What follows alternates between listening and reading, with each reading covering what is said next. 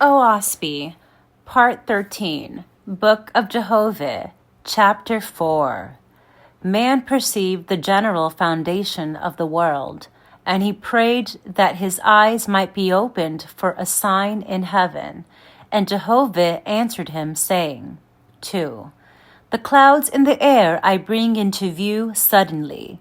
By different currents of wind make I thus the unseen visible and tangible to man's senses. In like manner do I cause Etherian currents to bring forth Agi and Jia and nebulae, prior to making corporeal worlds. 3. In all the universe have I made the unseen to rule over the seen. Let the formation of the clouds stand in the view of man on earth, that he may bear witness to the manner of the unseen becoming seen. 4. Man perceived, and he prayed for a sign of duration. And Jehovih answered him, saying, 5. Behold, the tree which hath sprung up out of the ground and fulfilled its time, it falleth and rotteth, and returneth to the earth. But lo, the wind which thou seest not, never ceaseth to blow. Even so is the comparative duration of all things. Think not, O man, that corporeal things are annihilated because they disappear. For as a drop of water evaporateth and riseth in the air as unseen vapor, so do all corporeal things, even earth and stones and gold and silver and lead, become as nothing in the firmament of heaven in course of time. 6. Things that man seeth created I with a beginning and an end, but the unseen I made of endless duration. 7. The corporeal man made I belonging to the seen, but the spiritual man made I as one within the unseen and everlasting. 8. As the corporeal man beholdeth corporeal things, so doth the spiritual man follow upward the evaporated corporeal entities of things. As corporeal things are tangible to corporeans, so are things tangible to the spirits of the dead. 9. As I cause water to rise upward as vapor and take place in the air above, let it be a sign and testimony of other places in atmospheria whereon dwell the spirits of the lower heaven. 10.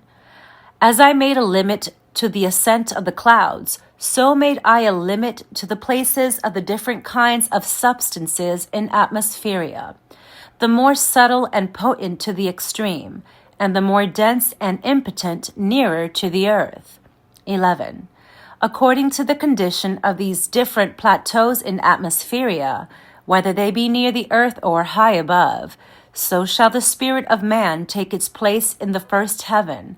According to his diet and desires and behavior, so shall he dwell in spirit on the plateau to which he hath adapted himself during his earth life. 12. For I made the power of attraction manifest in all things before man's eyes, that he might not err. That like should attract like made I them. 13. Man sought to know the progress of things. Jehovih answered him, saying, 14. Open thine eyes, O man.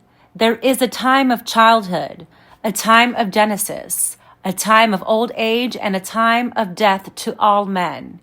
Even so it is with all the corporeal worlds I have created. 15. First as vapor the vortex carrieth it forth, and as it condenseth, its friction engendereth heat, and it is molten, becoming as a globe of fire in heaven.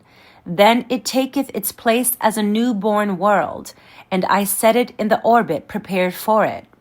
16. In the next age I bring it into Semu, for it is ripe for the bringing forth of living creatures, and I bestow the vegetable and animal kingdoms. 17. Next it entereth Hotu, for it is past the age of begetting, even as the living who are in dotage. Next it entereth Adu, and nothing can generate upon it. Then cometh ooze, and it is spirited away into unseen realms.